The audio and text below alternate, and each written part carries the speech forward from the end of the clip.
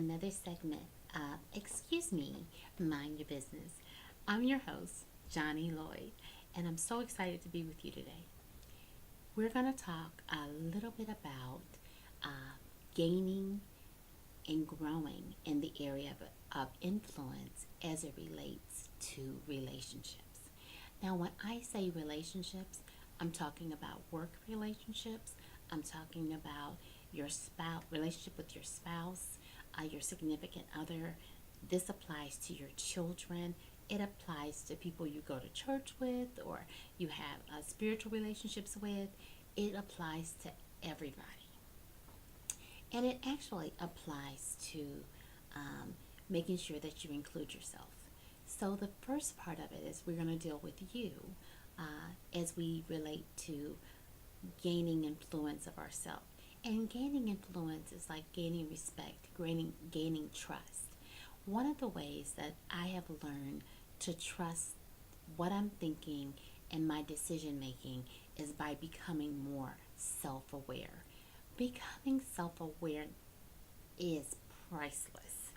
The more aware we are of who we are and what our boundaries or what we like and what we don't like. And I'm not talking about food or clothing, I'm talking beyond that. The more aware we become of those of an area of our life, the better it is for us.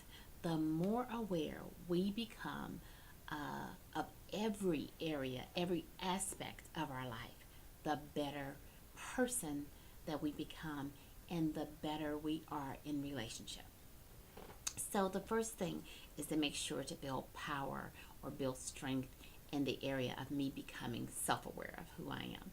Now the other area, because remember this is the how to gain influence as it relates to relationships. So one of the ways I gain influence in other relationships is I actually build an element of trust. Now trust is not something that you can beat somebody down to get, or you can, but it doesn't work that way typically because it won't stay. You can threaten people and it appears that they trust you, but real trust is something that we present opportunities to other people based on our habits, the way we treat others, and they learn or they end up trusting us based on how we react to them, how we treat them.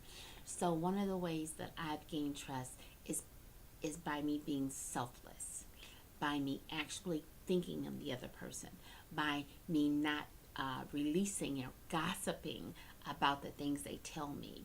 And what I say to people, and they said, well, why don't you tell anybody about whatever? And I said, if you wanted people to know, you would tell them.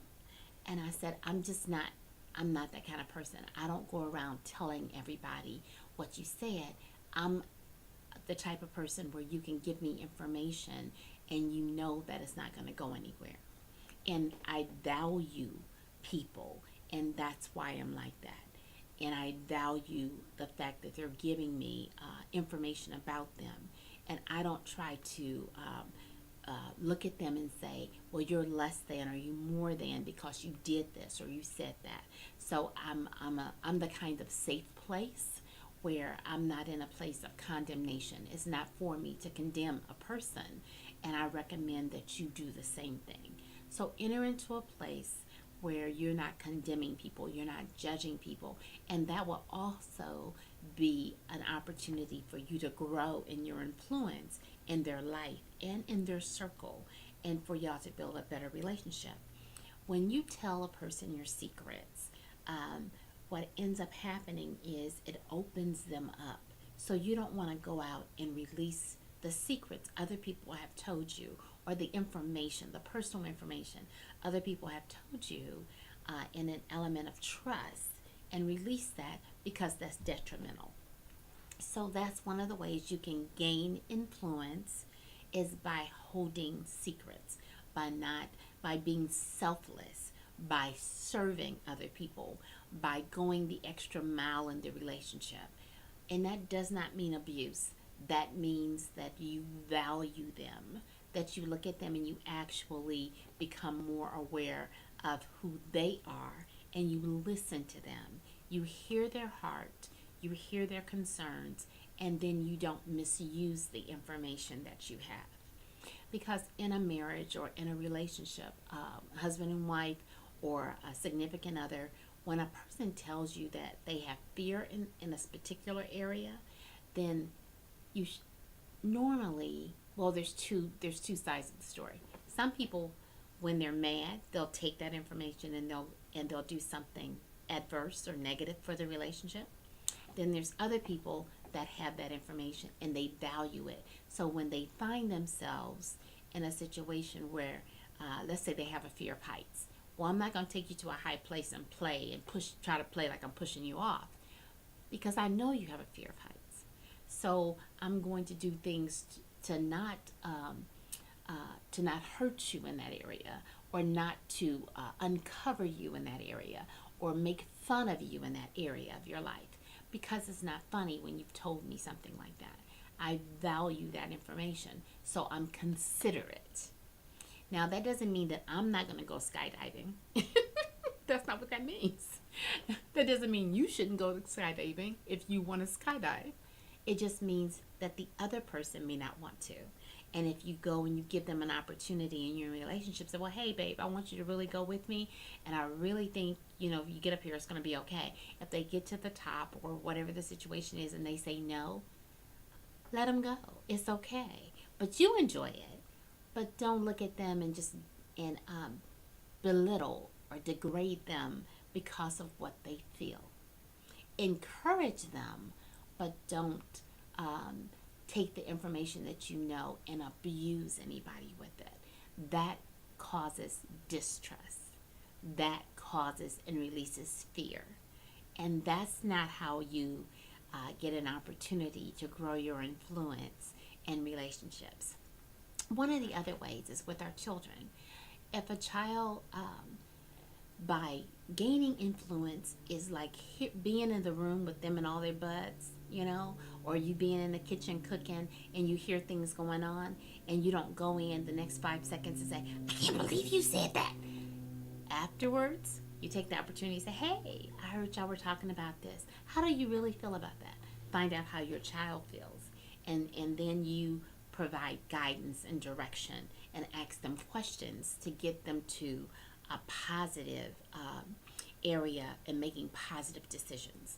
Because remember, we want to influence them in such a way that they'll be better. And that's what influence is about. It's not about abuse.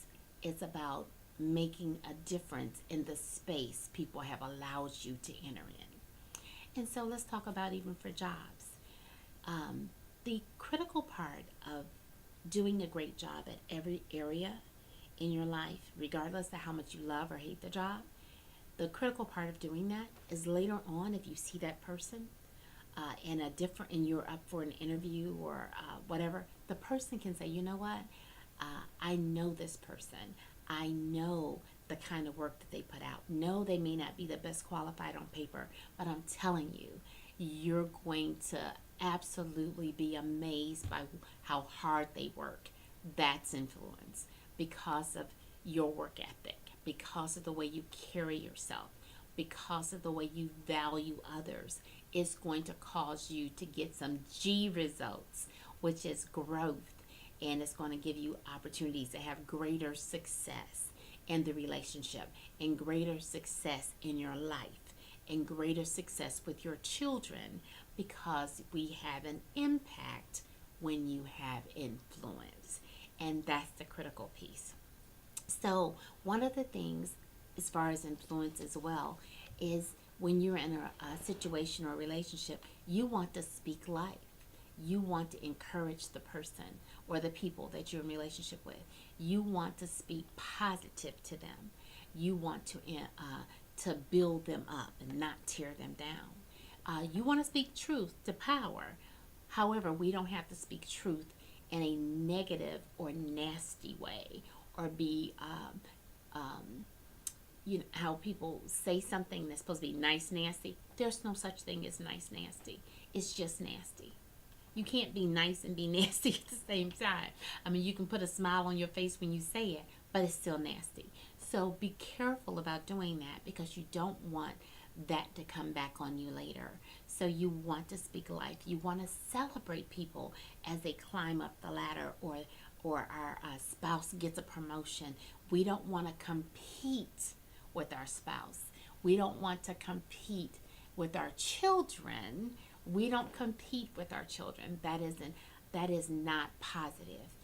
What we want to do is we want to help complete them. We want to celebrate them, and we want them to celebrate us as we grow, as we go, as we excel in the areas that we've chosen. So that's a critical piece. So as you gain influence and grow in the area of influence as it relates to relationship, we never want to take advantage. We never want to do anything to destroy the trust and an influence that we have in other people's lives. So as you grow, remember that it's because you're good-hearted. It's because you're good-humored. You're gonna gain all these things in that. But beware of what you say to people, because words do matter. Be careful of how you treat people, because how you treat them matters. And then as you gain, again, I can't say this and put more stress on it. When we know that we have an influence, or we have the power to speak into another person's life, they give us that right.